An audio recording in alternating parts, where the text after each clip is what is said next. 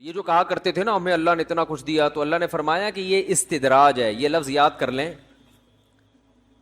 کہ جب کوئی نعمت مل رہی ہو تو بعض دفعہ تو وہ نعمت واقعی نعمت ہوتی ہے اللہ کی طرف سے، بعض دفعہ ڈھیل ہوتی ہے. وہ فرعون کو جیسے ڈھیل ملی نا، فرعون کو ڈھیل ملی، بہت قارون کو ڈھیل ملی، دولت بڑھتی جا رہی تھی. وہ اس خوش فہمی میں تھا کہ مجھے عذاب نہیں ہو سکا کیونکہ مجھے تو اتنا کچھ ملتا جا رہا ہے. تو بعض دفعہ اللہ نافرمانوں کی نعمتوں میں جو اضافہ کرتے ہیں اس کی وجہ یہ ہوتی ہے کہ اللہ چاہتے ہیں کہ دنیا میں ان کو عیاشی دے دو اور پھر ان کو میں اچھی طرح سے پکڑوں گا. جیسے دیکھو پھانسی کا جو مجرم ہوتا ہے نا، جس کو کل لٹکانا ہے، تو اس کا رات کو بڑا پروٹوکول ہوتا ہے. اس کی مرضی کا کھانا کھلایا جائے گا، اس کو اس کے رشتہ داروں سے اس کو ملوایا جائے گا، اس سے اس کی آخری خواہش پوچھی جائے گی. اب کسی نے پھانسی کے پھندے پہ لٹکنا ہے، اس سے آخری خواہش پوچھی جا رہی ہے، بھائی بتاؤ. وہ کہہ رہا ہے یار میری والدہ امریکہ میں رہتی ہیں، ان کو بلاؤ، میں ان سے ملنا چاہتا ہوں. ایک مثال دے رہا ہوں، ٹکٹ کا انتظام کیا جا رہا ہے، بھائی بلاؤ. اب یہ خوش ہو جائے کہ یار دیکھو اتنا پروٹوکول تو گورنمنٹ کسی کو بھی نہیں دیتی. میں نے ماموں سے ملنا ہے تو ماموں کو بلایا جا رہا ہے، میں نے کہا بریانی کھانی ہے تو بریانی کا انتظام ہو رہا ہے، میں نے کہا انڈے والا نہیں چلے گا، زنگر برگر چلے گا. آج زنگر برگر کا انتظام کیا جا رہا ہے کہ اس کا مطلب گورنمنٹ مجھ پہ مہربان ہو گئی اور کل میں نے لٹکنا نہیں ہے. اور وہ جو مجرم جو پھانسی کا نہیں ہے، وہ تو 5 سال قید با مشقت کا ہے، اسے تو دال چاول کھلائے جا رہے ہیں. اس کا مطلب وہ لٹکے گا اور میں چھوٹ جاؤں گا، وہ یہ سمجھ رہا ہے. تو اسے کہا جائے گا بھائی وہ چونکہ لٹکنا نہیں ہے نا، اس لیے دال چاول کھلائے جا رہے ہیں، کیونکہ وہ 5 سال بعد چھوٹ کے اپنے گھر جا کے انڈے والا برگر بھی کھائے گا اور زنگر برگر بھی کھائے گا. اور تیری قسمت میں اب یہ چیزیں کبھی بھی نہیں ہیں، لہذا تو بول انڈے والا منگوانا ہے یا زنگر منگوانا ہے. تجھے کھلایا اس لیے جا رہا ہے کہ اب تو نے لٹکنا ہے. تو یاد رکھو بعض دفعہ اللہ دنیا میں ترقی دے دیتے ہیں، بعض دفعہ اللہ دنیا میں نوازتے ہیں، خوب عزت ملتی ہے، پیسہ ملتا ہے، شہرت ملتی ہے، صحت ملتی ہے. تو یہ اللہ کی نعمت نہیں ہوتی، یہ ڈھیل ہوتی ہے، جس کو قرآن میں کیا کہا گیا ہے؟ استدراج. مشکل لفظ ہے، قرآن کی اصطلاح ہے استدراج. درج سے نکلا ہے، درجہ، درجہ بدرجہ کسی چیز کو تباہی کی طرف لے کے جانا، ڈھیل دینا اس کو. تو جیسے پتنگ، ایک آدمی نے کچا مارا تو آپ کی پتنگ کو نا، آپ نے پتنگ ڈھیلی کر دی یہ دکھانے کے لیے کہ میری پتنگ کٹ گئی ہے. بعض دفعہ ہم جب بچپن میں کھیلتے تھے نا تو وہ ایسے چھوڑ دیتے تھے نا، وہ ایسے ایسے ایسے جا رہی ہے، وہ خوش ہو کے بھاگتا تھا، لے بھائی اس کی پتنگ کٹ گئی، پھر ایک دم کھینچ لی کہ کوئی کٹی وٹی نہیں ہے. تو یہ ڈھیل دیتے ہیں نا، ڈھیل، بالکل یہی انداز ہوتا ہے. ہم نے کوئی زیادہ پتنگیں نہیں اڑائی، 2-4 دفعہ ہی اڑائی ہوں گی، آپ سمجھو پتہ نہیں کتنے بڑے پتنگ. کرکٹ کھیلا ہے ہم نے ٹھیک ٹھاک، کرکٹ بھی کھیلا، فٹ بال بھی کھیلا ہے. یہ جو کہتے ہیں نا کرکٹ کھیلی ہے، یہ لفظ غلط ہے. پنجاب میں بہت سے مؤنث الفاظ کو، مذکر الفاظ کو مؤنث بنا دیا ہے. تو اردو میں کرکٹ اور جتنے بھی گیم ہیں یہ سب مذکر ہیں. ہاکی کھیلا، کرکٹ کھیلا، فٹ بال کھیلا. تو چونکہ پنجاب کی آبادی زیادہ ہے تو انہوں نے کرکٹ کھیلی، ہاکی کھیلی کو بنا کے اب سب کی زبان پہ کیا آ گیا؟ کھیلا کو کھیلی بنا دیا. ہم بچپن میں جب پنجاب جاتے تھے تو ہمارے رشتے دار کہتے ہیں کرکٹ کھیلی، ہم ہنستے تھے، کھیلی کیا ہوتا ہے، کرکٹ تو کھیلا جاتا ہے. لیکن اب سبھی کرکٹ کھیلی بول رہے ہیں، تو زبان چینج ہو گئی ہے. سمجھتے ہو کہ نہیں سمجھتے؟ جیسے دہی کھایا ہوتا ہے لیکن اب دہی کھائی ہو گئی ہے، ٹھیک ہے نا، دہی کھائی. میل جمع ہوا ہوتا ہے لیکن اب کیا ہو رہا ہے، لوگ کہہ رہے ہیں میل جمی ہوئی ہے. جمی ہوئی نہیں ہوتی، میل جمع ہوا ہوتا ہے. سمجھتے نہیں ہو تو جمے رہنے دو، ٹھیک ہے، اس کو صاف کرنے کی ضرورت نہیں ہے. تو اردو کا بھی بڑا حساب کتاب کروٹیں لی ہیں اردو نے. میل جمع ہوا، کرکٹ کھیلا، دہی کھایا، ٹھیک ہے نا. پیاز کھایا، پیاز کھائی نہیں ہوتا بھائی، پیاز کھایا. لیکن پنجاب میں لوگ بولتے ہیں پیاز پڑی ہوئی ہے، پیاز. بنیان پہنا، بنیان کو بھی انہوں نے مؤنث بنا دی، بنیان پہنی ہوئی ہے. تو ہم شروع میں تو ہنستے تھے لیکن اب سبھی یہ کر رہے ہیں، تو وہ زبان ہی چینج ہو گئی. تو ہمارے حضرت مفتی رشید احمد صاحب رحمہ اللہ نے ایک دن مجھے بولا، وہ پنجاب کے تھے حضرت مفتی رشید احمد صاحب نا، لدھیانہ کے. تو انہوں نے مجھ سے کہا کہ یہ میل جمع ہوا ہوتا ہے، جمی ہوئی ہوتا ہے، مذکر ہے مؤنث ہے؟ میں نے کہا حضرت مذکر لفظ ہے، میل جمع ہوا. تو ایک اور اردو والے تھے، اردو دان، ان کو بھی حضرت نے بلایا، فرمایا میل جمع ہوا یا جمی ہوئی؟ انہوں نے کہا جمع ہوا. وہ بھی کہیں دلی ولی کے تھے وہ، ٹھیک ہے نا. تو حضرت نے کہا ڈکشنری اٹھا کے دیکھو. جب ہم نے اردو لغت دیکھی تو اس میں لکھا ہوا تھا میل مؤنث ہے, جمیوی. اب ہم شرمندہ ہوئے, ہم نے کہا بھائی یہ تو مسئلہ خراب ہو گیا, حضرت کہیں گے ڈکشنری میں کچھ اور لے گا تم. تو ہم نے حضرت کو ڈکشنری دکھائی, حضرت نے فرمایا غلط لکھا ہے یہ ڈکشنری میں. فرمایا چونکہ اردو لغت پہ زیادہ کام پنجاب میں ہوا ہے, تو پنجاب والوں کا بعض دفعہ اپنا تڑکا بھی اردو میں لگایا انہوں نے, حتیٰ کہ کتابوں میں بھی لگا دیا. تو انہوں نے فرمایا کہ حقیقت وہی ہے جو آپ کہہ رہے ہیں, میل جمع ہوا ہوتا ہے, جمی ہوئی نہیں ہوتا. تو یہ اردو لغت چونکہ لکھی پنجاب میں گئی ہے, یعنی جو ڈکشنری, تو اس لیے انہوں نے جمی ہوئی اپنے حساب سے لکھ دیا. اور اردو میں کام زیادہ جتنے بڑے بڑے شاعر پنجاب میں گزرے ہیں نا اردو کے, پنجابی اسپیکنگ گزرے ہیں, اتنے آپ کو اردو میں نہیں ملیں گے. علامہ اقبال پنجابی اسپیکنگ تھے لیکن اردو کے بہت بڑے شاعر. تو اردو پہ کام زیادہ پنجاب والوں نے کیا, اور اردو والوں نے کام نہیں کیا اردو پہ. افسوس کی بات. چلو خیر, اب یہ کیا لے کے بیٹھ گئے ٹکڑے. ابھی بات کیا چل رہی تھی؟ ایک تو مسئلہ ہے کوئی, بیان کو فوکس کرنا چاہیے نا, کیا بات چل رہی ہے. درمیان میں اگر یہ نئی باتیں آئیں گی نا تو پھر یہ الگ سے موضوع بنا کے نہیں آتی. تو بات یہ چل رہی تھی کہ دنیا میں اللہ کسی کو بہت زیادہ نوازیں تو یہ نوازنا اس کی علامت نہیں ہے کہ اللہ آپ سے خوش ہے. یہ ڈھیل بھی ہو سکتی ہے کہ تو چونکہ پھانسی کا مجرم ہے, تجھے آخرت میں جہنم کی آگ میں پھینکنا ہے, اڑا لے کچھ دن مزے. سمجھتے ہو؟ اور بعض دفعہ یہ نعمت بھی ہوتی ہے. نعمت کب ہوتی ہے وہ میں بھی بتاتا ہوں. پہلے میں پہلے والی کو مثالوں سے سمجھا دوں. صحابہ کرام جب ایمان لائے نا تو ان کے معاشی حالات اور کمزور ہو گئے, کاروبار چھن گئے, ہجرت کر کے آئے, گھر بار چھوٹ گیا. جبکہ وہ روم اور فارس جو بڑی بڑی سپر پاور تھی اس وقت, ان کو دیکھتے کہ وہ تو پھل پھول رہے ہیں. بھائی نبی صلی اللہ علیہ وسلم نے دعویٰ یہ کیا کہ میں تمام انسانوں کا نبی ہوں اور میں جو دین لے کر آیا ہوں وہ برحق ہے. تو بعض لوگوں کو خیال ہوتا یہ برحق دین ہے تو ہم عرب کے بدو اتنے تھوڑے سے علاقے میں ہیں اور اکثر ان میں پڑھنا لکھنا بھی نہیں جانتے, تحریر نہیں پڑھ سکتے تھے, یہ کم علمی کا عالم تھا. اور پڑھے لکھے کون ہیں؟ روم اور فارس. وہ اتنی بڑی بڑی طاقتیں, حالانکہ کوئی سورج کی عبادت کر رہا ہے, کوئی آگ کی پوجا کر رہا ہے, اور کوئی سیکولر ہے, کسی کی مانتا ہی نہیں کسی کو, وہ تو اللہ کے نافرمان ہے. پھر مکہ میں بھی جو بڑے بڑے سردار تھے نا, جو اسلام کے سب سے بڑے دشمن تھے, وہ بھی بڑے ٹھیک ٹھاک مالدار پیسے والے لوگ. تو صحابہ کرام کو یہ اشکال ہوتا کہ پیسہ ان کے پاس ہے اور اللہ راضی ہم سے ہے تو ہم غریب کیوں ہیں. یہ آج بھی اشکال ہوتا ہے کہ نہیں ہوتا؟ بھائی یار ہر چیز تو تم ان سے لیتے ہو. اس میں تو ویسے ہماری اپنی کوتاہی ہے جو ہر چیز ہم ان سے لے رہے ہیں, کوئی اسلام کی وجہ سے نہیں ہے کہ ہم نیک ہیں تو اللہ نے ان کو نواز دیا, وہ ہم ہیں ہی اس قابل کہ ہمیں کچھ نہ ملے. وہ انہی حرکتوں کی وجہ سے جو بھی میں نے تھوڑی دیر پہلے بیان کی ہے. کیونکہ ہم آج کا مسلمان ہر وہ کام جو ان لاجیکل ہو وہ کر رہا ہے. وہ سمجھ رہے ہو بیٹھ کے؟ دیکھو یہ کورونا میں مجھے بعض تاجر ملے ہیں, وہ کچھ ایک تو میں نے خود دیکھے امریکہ سے پاکستان آ گئے بزنس کرنے.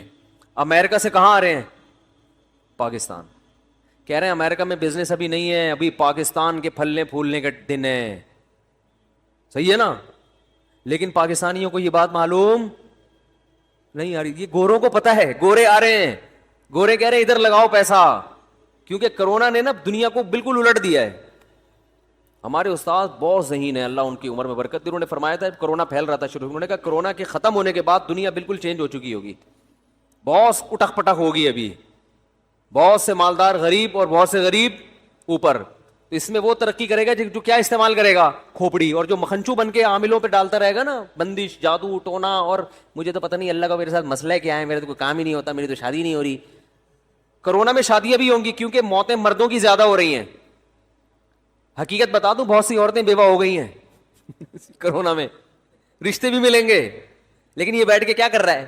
مکھیاں مار رہا ہے بیٹھے بیٹھے, کہہ رہے کچھ ہو ہی نہیں رہا, کچھ مسئلہ ہی نہیں ہے. تو بالکل دنیا بہت حد تک چینج ہو چکا ہوگا. جیسے 9/11 سے پہلے کی دنیا اور 9/11 کے بعد کی دنیا میں فرق ہے نا, ایسا ہی کورونا سے پہلے کی دنیا میں اور کورونا کے بعد کی دنیا میں بہت بزنس چینج ہو رہا ہے.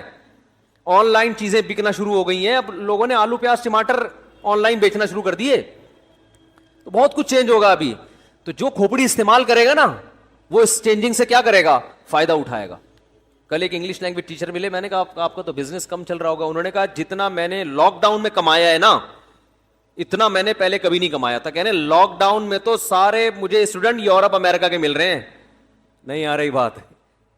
جو انگلش جن کو نہیں آتی نا یورپ میں, جو پاکستانی ہے وہاں رہتے ہیں, تو وہ مجھے مل رہے ہیں کیونکہ وہاں کے ادارے کیا ہو گئے بند. تو کہہ رہے ہیں میں نے پہلے کھوپڑی استعمال کی, میں نے کہا ادھر سے ٹیوشن پکڑو. انٹرنیٹ پہ پڑھا کے کیا کہہ رہے ہیں, نوٹ چھاپ رہے ہیں معذرت کے ساتھ. تو کھوپڑی کوئی قوم اگر استعمال نہ کرے تو اس کے مقدر میں ذلت ہے. پھر یہ ذلت اللہ کی نعمت نہیں ہے کہ صحابہ بھی غریب تھے تو ہم بھی غریب ہیں. میں بار بار کہتا ہوں, ایک غربت اللہ کی طرف سے ہوتی ہے جو صحابہ کو ملی تھی اور وہ دور ہو گئی تھی, اور ایک غربت حماقتوں کی وجہ سے ہوتی ہے جو ہمارے مقدر میں ہے. حماقتوں والی غربت پہ اللہ کا, یہ اللہ کی نعمت بولو نا بھائی نہیں ہے. آپ پڑھے ہوئے گھر میں کچھ کرتے ہی نہیں ہیں, ہلتے ہی نہیں ہیں, کھانے کو ترس گئے, فاقے پڑھنا شروع ہو گئے, نہ ملازمت کر رہے ہو نہ کوئی دماغ استعمال کر رہے ہو, سستی کاہلی کی وجہ سے ہر وقت منہ میں گٹکا رہتا ہے آپ کے, پھر آپ غریب ہو گئے اور گھر میں اب چولہا نہیں جل رہا آپ کے. تو آپ کو نبی صلی اللہ علیہ وسلم کے گھر میں بھی 40 دن چولہا نہیں جلتا تھا, صحابہ میں بھی ایسے لوگ تھے تو بھوک سے بے ہوش ہو جایا کرتے تھے, تو میرے تو منہ میں پھر بھی گٹکا ہے, ٹھیک ہے نا. تو یہ جو غربت کی مثالیں آپ پیش کریں گے بھائی, یہ آپ غلط مثالیں دے رہے ہیں. یہ حماقت اور سستی اور کاہلی کی وجہ سے ہے, سمجھ رہے ہو, یہ سستی اور کاہلی کی وجہ سے ہے. تو ہم جو ترقی میں اس وقت مسلمان پیچھے ہیں نا, اس کی وجہ تو یہ نہیں کہ کوئی اسلام میں ہم نے بہت عمل کیا تو اللہ نے کہا تمہیں دنیا نہیں دوں گا آخرت دوں گا, اس کی وجہ تو ہماری اپنی نالائقی ہے. لیکن اصول یہ ہے کہ بعض دفعہ انسان محنت کرتا ہے پھر بھی نہیں ملتا, بعض دفعہ ایسے بھی ہوتا ہے, گوروں میں بھی ہر ایک کو تھوڑی ملتا ہے. لیکن اگر مل بھی جائے تو محض ملنا اس کی علامت نہیں ہے کہ اللہ آپ سے خوش ہے. نافرمانوں کو بھی اللہ بہت زیادہ نواز دیتا ہے, اور فرما برداروں کو اللہ تعالی بعض دفعہ ایسا ہوتا ہے کہ وہ تنگ زندگی عطا کرتا ہے. تنگ زندگی کی مراد یعنی غربت والی زندگی. تو صحابہ کرام کو یہ اشکال ہوتا تھا تو کہ بھئی روم اور فارس تو اتنے ترقی کر رہے ہیں, ان کے بادشاہوں کے تاج ہیرے جواہرات کے ہوا کرتے تھے, تخت بڑے خوبصورت ہوا کرتے تھے. صحابہ جاتے تھے نا تو دیکھتے تھے بھئی یہ ترقی تو ان کے پاس ہے. تو اللہ نے کیا فرمایا سورہ زخرف میں, وَلَوْلَا أَن يَكُونَ النَّاسُ أُمَّةً وَاحِدَةً لَجَعَلْنَا لِمَن يَكْفُرُ بِالرَّحْمَنِ لِبُيُوتِهِمْ سُقُفًا مِّن فِضَّةٍ وَمَعَارِجَ عَلَيْهَا يَظْهَرُونَ وَلِبُيُوتِهِمْ أَبْوَابًا وَسُرُرًا عَلَيْهَا يَتَّكِئُونَ وَالزُّخْرُفَ. فرمایا کہ کافر کا آخرت میں کوئی حصہ نہیں ہے. جو ہمیں نہیں مانتے نا, دیکھو گورا کتنا ہی اچھا ہے, قوم کے لیے ہے نا, اللہ کے لیے بولو نا, اللہ کے لیے اچھا نہیں ہے. اس نے اچھائی کی ڈیفینیشن چینج کر دی. اچھائی کی ڈیفینیشن یہ, جس کو میں اچھا کہوں گا وہ اچھا, جس کو اللہ اچھا کہے گا وہ اللہ نہیں ہوتا. انہوں نے کہا اولڈ ہاؤس میں ماں باپ کو جمع کرا دینا اچھا عمل ہے, کہتے ہیں نا, تبھی تو کرتے ہیں. میں اپنے باپ کو نہیں پالوں گا, میں اپنی ماں کو نہیں پالوں گا, تو کرا دیا انہوں نے جمع. کوئی اگر وہاں اولڈ ہوم میں اپنے ابا کو جمع کرا دے تو گورے اس کو کہتے ہیں برا آدمی, گندا آدمی, چھی چھی چھی, شرم نہیں آتی ہیں. ہمارے ہاں کوئی اپنے ابا کو عیدی سینٹر میں جمع کرا کے آ جائے کہ ابا چونکہ 60 سال کے ہو گئے تھے, میں نے ڈیٹ آف برتھ سے اندازہ لگایا 60 سال کے ہو گئے ہیں, تو فوراً عیدی سینٹر میں ان کو, ویسے تو ہمارے یہاں کے عیدی سینٹر اس قابل ہیں بھی نہیں کہ جمع کرایا جائے, ان کا اولڈ ہوم میں اور ہمارے میں بڑا فرق ہے. لیکن چلو بہت اچھا اولڈ ہوم تھا, جمع کرا دیا. لوگ تانے نہیں دیں گے, ابے تو شرم نہیں آتی یار, تو کیا کر رہا ہے یار, اپنے باپ کے ساتھ کوئی ایسے کرتا ہے, ماں کے ساتھ کوئی ایسے کرتا ہے. تو ہمارے ہاں اچھائی کا معیار کچھ اور ہے, ان کے ہاں اچھائی کا معیار بولو بھائی کچھ اور. ان کے ہاں شراب پینے والا برا نہیں ہے, ان کے ہاں زنا کرنے والا برا نہیں ہے. تو اللہ اس وجہ سے ان کو لفٹ نہیں کرائے گا قیامت کے دن, ٹھیک ہے نا. اللہ کہے گا تم نے تو جو چیزیں مجھے بری لگتی تھیں ان کو برائی کی فہرست سے نکال کے اچھائی اور برائی کا کرائٹیریا ہی چینج کر دیا تم نے, تم تو بہت بڑے مجرم ہو. اللہ نے فرمایا ولا تقربوا الزنا, زنا کے قریب بھی مت پھٹکو, انہ کان فاحشہ, بہت بڑی بے حیائی ہے, وساء سبیلا, اپنی خواہش کو پورا کرنے کا بہت ہی گندا راستہ ہے. سا کا مطلب گندا نہیں ہوتا, سا کا مطلب یہ ہوتا ہے کہ جیسے آپ کو تعجب ہو رہا ہے, اتنا گندا گویا اللہ کہہ رہے ہیں مجھے بھی تعجب ہو رہا ہے کہ تو کر کیسے لیتا ہے یہ کام, اتنا برا عمل. اس کلچر میں, ان کے کلچر میں برا سمجھا جاتا ہے, نہیں برا سمجھا جاتا.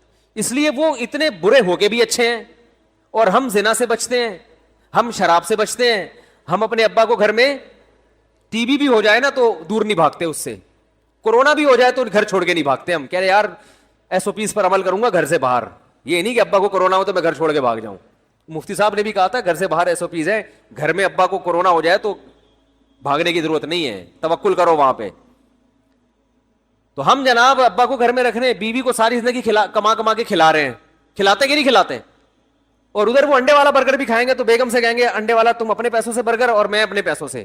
ہم زنگر بھی اپنے پیسوں سے کھلا رہے ہیں بیگم کو, اور وہ بھی کھا رہی ہے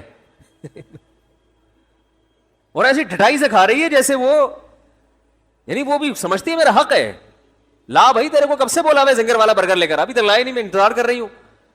بلکہ وہ اس پہ نہیں کہ خود وہاں کیوں کھا لیا اور میرے لیے پیکنگ میں لے کر آ رہے ہو, اس پہ پھڈے ہو رہے ہیں کہ مجھے بھی اپنے ساتھ ہوٹل لے کے کیوں نہیں گئے, یا گھر میں لا کے میرے ساتھ کیوں نہیں کھایا. اتنا پروٹوکول دے کے بھی ہم کیا ہیں, گندے, چور, اچکے اور تیسری دنیا کے لوگ جنہیں بات کرنے کی تمیز نہیں. واقعی میرے بھائی ہمیں بات کرنے کی تمیز نہیں ہے, لیکن باپ کے سامنے کیسے بات کی جائے گی یہ ہمیں پتا ہے, ماں سے کیسے بات کی جائے گی یہ ہمیں بولو بھائی پتا ہے, اور بیوی کے سامنے بات کیسے کی جائے گی تو بیوی نے خود بتا دی, قرآن حدیث میں جانے کی ضرورت نہیں ہے. تو خود اپنے ایٹیٹیوڈ سے اس نے بتا دیا کہ اس طرح سے بات کرو گے تو ہوگی, ورنہ ادروائز میرا آپ کا کوئی تعلق نہیں ہے. سمجھ رہے ہیں؟ تو اولاد کو پالتے ہیں, بیٹیوں کو پالتے ہیں, ان پہ خرچ ایک آدمی پورے گھر کو چلا رہا ہوتا ہے, کیونکہ وہ نہیں چلائے گا تو معاشرے میں کیا ہے, وہ گندا. کیوں گندا؟ اس لیے کہ اقوام متحدہ نے اس کو گندا کہا ہے. بھائی اللہ رسول نے کہا ہے کہ یہ کیا ہے, گندا آدمی ہے جو بیوی کو نہیں پالتا, بچوں کو نہیں کھلاتا. تو اصل بات یہ ہے نا کہ جیسے فیشن کوئی الٹا سیدھا آتا ہے نا, دیکھو اب اگر گوروں کا فیشن نہ ہو اور ویسے ہی کوئی آدمی آدھا سر یہاں سے چھیل دے اپنا, اور ایک ادھر بال نکلے ہوئے ایک ادھر نکلے ہوئے, لوگ بولیں گے پاگل ہو گیا ہے. کیا بولیں گے؟ ابے تو سر کے بال تو کم از کم یا تو پورے رکھ لے یا پورے کاٹ لے, یہ کیا بنایا ہوا ہے. لیکن انسان کی عقل جب مسخ ہوتی ہے نا, تو یہی کام کوئی فنکار اداکار کرنا شروع کر دے تو سارے آدھا سر چھیل کے گھوم رہے ہوں گے نا. کیا خیال ہے؟ تو بالکل ایسے جیسے فیشن میں برے کو اچھا اور اچھے کو برا کہتے ہیں, ان کو دیکھ کے جن کو ہم ترقی یافتہ سمجھتے ہیں, تو ایسے ہی ہم نے ان کو دیکھ کے اچھائی اور برائی کی ڈیفینیشن ہی کیا کر دی ہے, چینج کر دی ہے. لوگ مجھے کہتے ہیں انگریز جھوٹ نہیں بولتے. جو ماہرین ہیں نا جو ان ملکوں میں رہے, وہ کہہ رہے ہیں واقعی کسٹمر سے جھوٹ نہیں بولتے, بیوی سے جتنا جھوٹ وہ بولتے ہیں اتنا دنیا میں کوئی بھی نہیں بولتا. ہاں کچھ اچھے ہوتے ہوں گے, تعلقات 10-10 20-20 عورتوں سے ہوں گے, بیگم کو پتا نہیں ہوگا, اور بیوی کے دوستیاں ہوں گی, میاں کو پتا بولو بھائی نہیں ہوگا. گرل فرینڈ سے بھی جھوٹ بولتے ہیں. سارے نہیں ہوتے, اچھے بھی ہوتے ہیں, میں نہیں کہہ رہا کہ سارے جھوٹ بولتے ہیں, لیکن مسلمان کتنا ہی برا کیوں نہ ہو ابھی بھی خیر کا ریشو زیادہ ہے. اور اگر یہ خیر کا ریشو کم ہو رہا ہے نا, بیویوں سے جھوٹ بولنا شروع کیا اگر مسلمانوں نے, گرل فرینڈ, تو یہ کلچر وہاں سے آیا ہے, یہ ہمارا اپنا نہیں ہے. یہ برائی وہاں سے آ رہی ہے. شراب کہاں سے آئی ہے ہمارے معاشرے میں؟ مسلمان شراب نہیں پیتا, لیکن اگر پیتا ہے ان کو فالو کر کے پیتا ہے. انہوں نے ہمیں کیا دی ہے؟ شراب دی ہے. ہماری عورتیں پاک دامن حیا والی ہوتی ہیں, انہیں پتا ہے کہ میری طرف دیکھنے کی پرمیشن صرف میرے شوہر کو ہے, اپنے شوہر سے وفا کرتی ہیں. انگریز عورت وفا نہیں کرتی. تو اب اگر ہمارے ہاں بے وفا عورتیں پیدا ہو رہی ہیں تو یہ مولویوں نے نہیں بنائی ہیں, اسلام نے نہیں. یہ کہاں سے کلچر آ رہا ہے؟ یہ وہاں سے آ رہا ہے. یہ یونیورسٹیاں بنا رہی ہیں جن میں وہ ماحول ہے جو ان ملکوں میں جو ماحول ہے وہ یہاں دیا جا رہا ہے. تب باپ کو بیٹی پہ اعتماد ختم, بھائی کو بہن پہ اعتماد ختم, شوہر کو بیوی پہ اعتماد ختم. تو یہ وہاں سے آ رہا ہے. ہر برائی کی جڑ نشہ کہاں سے آیا ہے بتاؤ نا؟ وہاں سے آیا ہے. آپ کہہ سکتے افغانستان سے چرس سپلائی ہوتی ہے.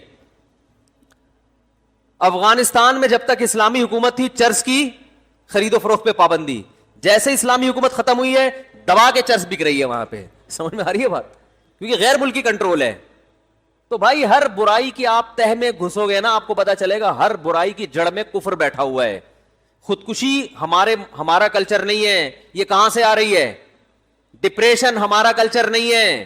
میں باہر ملکوں میں گیا ہوں, نام نہیں لوں گا ملک کا, وہ پھر ہمارا بھی تو چانس ہوتا ہے نا, وہ کہیں گے یہ ایسی نفرت آمیز تقریر کر رہے. ڈپریشن کے سب سے زیادہ مریض ان ملکوں میں ہیں جن کو ہم سب سے زیادہ ترقی یافتہ سمجھتے ہیں. گوروں کے کسی کنٹری جانا ہوا, میں نے وہاں پاکستانی ڈاکٹر بھی تھے جو وہاں کلینک میں بیٹھے ہوتے تھے نا, علاج کرتے تھے. میں نے کہا یار آپ کو پاکستان میں بھی علاج کا تجربہ ہے, گوروں میں بھی. میں نے کہا پاکستان میں تو میں بتا دیتا ہوں نزلہ زکام کھانسی کے پیشنٹ زیادہ ہیں, ہر تھوڑی دیر میں کھانستا ہوا آ رہا ہوتا ہے نا بندہ وہ تو میں نے کہا رپورٹ پیش کرنے کی ضرورت نہیں. نزلہ زکام کھانسی قومی نشان ہمارا, یہ تو مشہور شعر ہے. ہر آدمی چھینک رہا ہے, ناک بہ رہی ہے ہر دوسرے تیسرے آدمی کی. تو میں نے کہا یہاں کیا کون سی بیماری سب سے زیادہ ہے؟ کینسر ہے, بلڈ پریشر ہے, شوگر ہے. ہمارے یہاں نزلہ زکام سب سے زیادہ, اس کے بعد 40 سال سے اوپر کے جو لوگ ہیں ان میں بلڈ پریشر اور پھر شوگر. یہ چیزیں ہمارے یہاں ہول سیل کے حساب سے. ہر دوسرا آدمی انڈے والا برگر کھا کھا کے کیا ہو گیا ہے شوگر کا مریض بن گیا. برگر کھاؤ گے تو چاہے وہ زنگر ہو یا انڈے والا ہو, یہی ہوگا نا, شوگر تو ہوگی, یہ تو ہوگا. تو میں نے کہا آپ کے ہاں سب سے زیادہ پیشنٹ کس بیماری کی؟ کیونکہ میں نے کہا مجھے تو اتنے دن میں کوئی انگریز چھینکتا ہوا نظر نہیں آیا کہ کسی کو.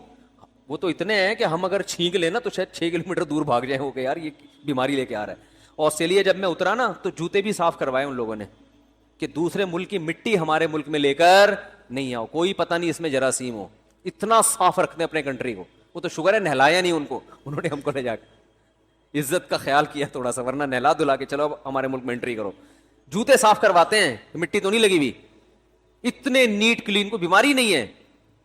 تو میں نے کہا یہاں سب سے زیادہ بیماری کون سی؟ انہوں نے کہا ہر دوسرا آدمی اسٹریس اور ڈپریشن کا مریض. ڈاکٹر کے پاس ہم آئیں گے, ڈاکٹر صاحب گلا خراب ہے, نزلہ ہے, سر میں درد ہو رہا ہے, نزلہ جم گیا ہے, ٹھیک ہے نا. حکیم کے پاس جائیں گے تو کہے گا اس تو خدوس کھاؤ, سر سے جمع ہوا نزلہ نکالے گی. اور ڈاکٹر کے پاس جاؤ گے تو وہ کوئی اینٹی الرجی لکھ کے دے دے گا. تو انہوں نے بتایا یہاں سب سے زیادہ اسٹریس اور ڈپریشن, ذہنی تناؤ, ذہنی کھچاؤ. ابے کیوں ہے تمہیں ذہنی تناؤ؟ تمہیں تو روزگار نہ ہو تو $3000 تو تمہاری گورنمنٹ تمہیں دیتی ہے. یہاں سے پاکستانی وہاں جا کے باقاعدہ آرڈر پہ بے روزگار ہوئے ہیں, دعائیں مانگی اللہ میں روزگار نہ ملے. سمجھ آ رہی ہے؟ ایسے ایسے ہٹے کٹے پاکستانیوں کو ہم نے وہاں دیکھا جو گھنے بن کے رہ رہے ہیں کہ ہم تو غریب ہیں, ہمیں تو کچھ آتا ہی نہیں, اور یہاں پیسے کما کما کے بھیج رہے ہیں. وہاں کام ان کا کیا ہے؟ کام یہ کہ ہمارا کوئی کام نہیں ہے, کیونکہ اگر یہ شو کر دیا کوئی کام ہے تو اتنے پیسے نہیں ملیں گے. ہانگ کانگ میں بھی ایسا ہی ہے, بہت سے پاکستانی گھنے بن کے کیا کر رہے ہیں وہاں, پیڑے کھا رہے ہیں بیٹھ کے, یہ شو کر ہم تو غریب ہیں, اور ان کو پتا ہے اگر ہم نے یہ شو کیا کہ ہم غریب نہیں ہیں تو سارے الاؤنس مل جائیں گے, تو بڑے گھنے بنے ہوئے ہیں وہاں جا کے وہ, لیکن خوش ہیں. اللہ کا بڑا فضل ہے الحمدللہ, اللہ نے اب تک روزگار عطا نہیں کیا. تو میں ان سے کہتا ہوں بھائی ان کے پاس ٹینشن کے لیے ہے کیا؟ نائٹ کلب یہ جا سکتے ہیں, ان کو پکڑے جانے کا خطرہ بھی نہیں ہوتا. ہمارا کوئی نائٹ کلب بھی جائے گا تو 100 دفعہ دائیں بائیں دیکھ رہا ہوگا کوئی جاننے والا نہ مل جائے. 10 مسائل ہوتے ہیں نا اس کے, پھر اللہ کا بھی خوف ہوگا, کانپ بھی رہا ہوگا. مسلمان تو گناہ کرتے ہوئے کچھ نہ کچھ کانپتا بھی ہے, یار غلط کر رہا ہوں عذاب نہ آ جائے, قوم لوط پہ آیا تھا عذاب, فلاں پہ آیا تھا, رزق نہ چھن جائے. گورے کو تو یہ ٹینشن ہے ہی نہیں, نہ اخلاقی پابندی, نہ مذہب کی پابندی, نہ گورنمنٹ کی پابندی, اور فری میں الاؤنس بھی مل رہا ہے. صحتیں ایسی ہیں کہ 60 سال ریٹائرمنٹ کی عمر اب نہیں ہے, اب تو بڑھا دی ہے, 80 سال کر دی ہے. 60 سال میں بندہ بوڑھا ہی نہیں ہو رہا. ابے بھائی تمہارے تو کلینک بند ہو جانے چاہیے, کوئی ٹینشن کی وجہ نہیں ہے, لیکن اسٹریس کے سب سے زیادہ مریض. اور ہمارے یہاں 20 ٹینشن ہیں. وہ میں نے بتایا تھا نا, ایک دوبارہ چٹکلا سنا دوں بڑا دلچسپ, جو جس چیز میں مزہ آتا ہے میں 6 دفعہ کم از کم لازمی سناتا ہوں اس کو. وہ کسی نے کہا کہ جاپانیوں کو نا تازہ مچھلی کھانے کا بہت شوق ہے. سنا ہے نا یہ جاپانیوں کو, اور وہاں لوگ کھاتے ہیں تھائی لینڈ وغیرہ میں تازہ مچھلی. ہم نے بھی وہاں جا کے سمندر کی نا لائیو بالکل, انہوں نے کہا یہ مچھلی یہ والی نکال کے دیتے ہیں, وہ سمندر کے اوپر ہی ہوٹل بنائے ہوئے انہوں نے. تو اب تازہ مچھی کے لیے ظاہر ہے لانچیں جائیں گی شہر میں لے کر آئیں گی, تو وہ اس وقت تک کیا ہو جاتی تھی, باسی. انہوں نے کہا بالکل تازہ. تو پھر انہوں نے برف خانے بنائے لانچوں میں, وہی ادھر سے پکڑتے ہی برف خانے میں ڈال دو. لیکن جاپانیوں کو برف والی مچھی کا ذائقہ بھی اچھا, فروزن مچھی ہے ظاہر ہے وہ تھوڑا سا ٹیسٹ چینج ہو جاتا ہے. انہوں نے کہا نہیں بالکل لائیو اور لائیو. تو جیسے میرا بیان کبھی لائیو لائیو ہوتا ہے, کبھی تھوڑا سا باسی ہو چکا ہوتا ہے وہ, ٹھیک ہے نا. تو اب کیا ہوا ہے کہ جی وہاں لانچوں نے تالابوں کا انتظام کیا گھروں کے وہ ہوٹلوں کے اندر, کہ ان میں لا کے مچھلی کو ڈال دیا جائے.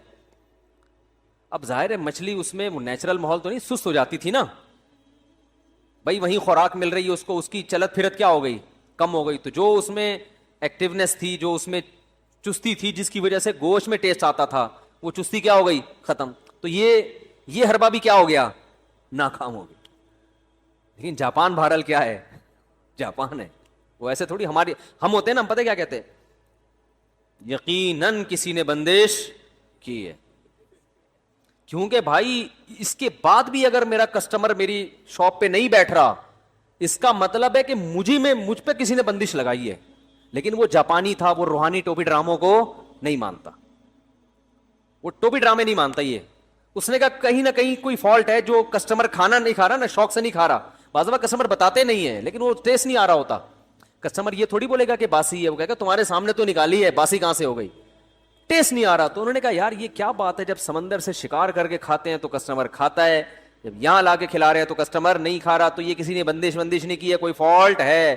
تو انہوں نے سارے جاپان کے جو بڑے بڑے ماہرین بیٹھ گئے، انہوں نے کہا فالٹ یہ ہے کہ اس کی جو موومنٹ ہے نا سمندر کے اندر، جتنی اسپیڈ سے یہ یوں ہی چلتی ہے، یہاں پر نہیں. اس کی وہی اسپیڈ ہونی چاہیے جو ویمن رائٹس والی خاتون نے جس اسپیڈ سے بچوں کو مارا تھا، خواتین کو مارا تھا، تو وہی اسپیڈ اس کی کہاں ہونی چاہیے، تالاب میں ہونی چاہیے.